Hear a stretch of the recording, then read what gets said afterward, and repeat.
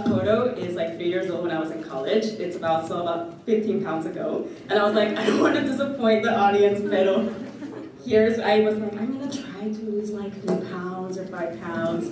Yeah, right. But anyway, good morning, everybody. I want to start by thanking the festival organizing team for inviting me to speak today. It is so wonderful to see your young faces and see youth leadership in the Rio Grande Valley. My name is Dani Marerro Hi, and I'd like to start by sharing the story of when I was also in high school, not so long ago. It's about me and my best friend, Paulo. Paulo and I decided we were going to come out together our senior year. We were 17 years old. He was a theater kid, and I was in student government in Veterans Memorial High School in Mission. So we knew that our coming out had to be planned and that it had to be big. So after much consideration, we decided we were going to design t-shirts, one for him and one for me. My t-shirt would say, "My best friend is gay and I still love him," in blue Microsoft Word font. And his would say, "My best friend is lesbian and I still love her," in pink font. We didn't tell anyone else we were doing this, mostly because we wanted to keep it a surprise, but also because it took us several attempts before we successfully ironed on the design onto our t-shirts. But after our third attempt, we got it right, and we took the shirts to school. It took people a few periods to pass by before they started making the connection that we were both wearing the same t-shirt, essentially, and that we were coming out together.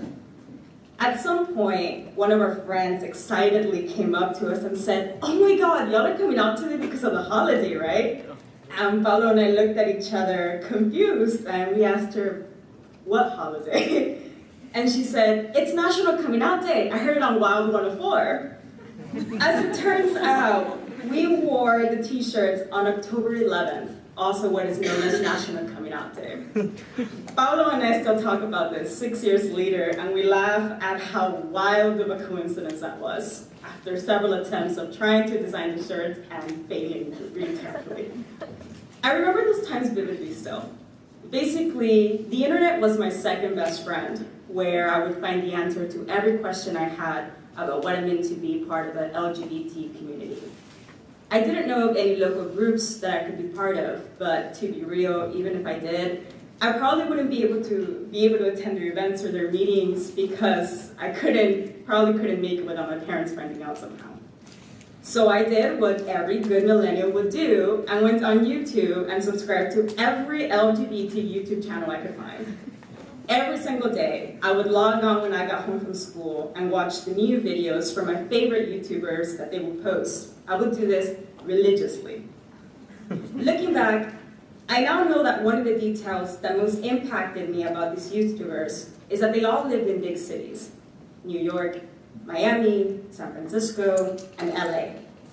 Not surprisingly, as soon as I graduated high school, I wanted to move as far away as possible from the Rio Grande Valley to go live in a big city like all my YouTube icons. I figured that since there was no LGBT representation in local media, then that meant there was simply no community for me here. And so I had to go somewhere else to find that. I know way too many people with similar stories as mine, and perhaps there's some of you in this room who are feeling that right now. People who felt that they have to leave the valley to be able to fulfill their personal goals and live their lives authentically. Fast forward to now, 6 years later. When I look back at that part of my life, I see how media and pop culture played such a big influence on me and on others around me. But if media and pop culture plays such a big role in the lives of people here and everywhere, it's important to ask, who is creating our mass media and pop culture? To take a larger look at how and where media is created, I'd like to share a few statistics with y'all, just a few. Today, more than 70% of television, newspaper, radio, and digital media jobs are concentrated in the East Coast, West Coast, and Chicago, which include big cities like New York, San Francisco, Miami, LA, San Diego, and Boston. The concentration of media creation in these media bubbles naturally has caused an overrepresentation of life and culture in these regions, leaving places that are not in the West or the East Coast out of media creation and representation, areas like the Rio Grande Valley.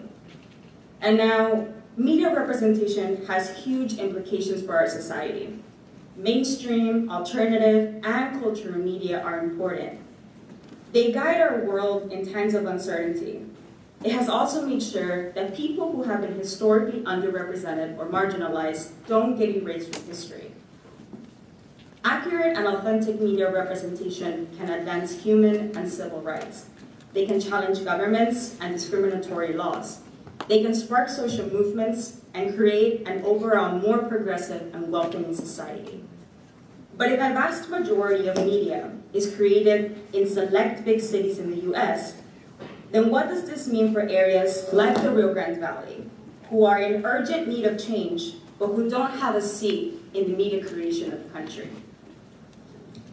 This question in particular is one of the factors that encouraged us to launch Neta, an online platform based here in the Rio Grande Valley since January of 2017. The Neta team has been dedicated to create content on urgent social and cultural issues in a way that is engaging and relevant for people who live here, including LGBT issues, immigration rights, and reproductive justice. In the 15 months of Neta, we have now become one of the fastest growing online Latino media platforms in Texas and the US. In fact, last year, we were recognized in San Francisco by GLAAD, the leading organization in the US that advocates for LGBT media representation. GLAAD awarded us with the Rising Stars grant for elevating the voices of lesbian, gay, bisexual, trans, and queer people in the Rio Grande Valley. It was truly a breakthrough for us. I share this because in many ways, the success of Neta is indicative of the great moment the RGV is in to lead the current state of our country. Right now, people from all sides of the political spectrum and social influencers are heavily investing in Texas because they know Texas is a big influence for the future of our democracy and our culture. These investors also know that the Valley is a key part of Texas to guide these conversations. So if people know that Texas is important for our future, and the RGV is a key place for that, then the Valley is in a perfect position to be one of the largest influencers for the future of our country.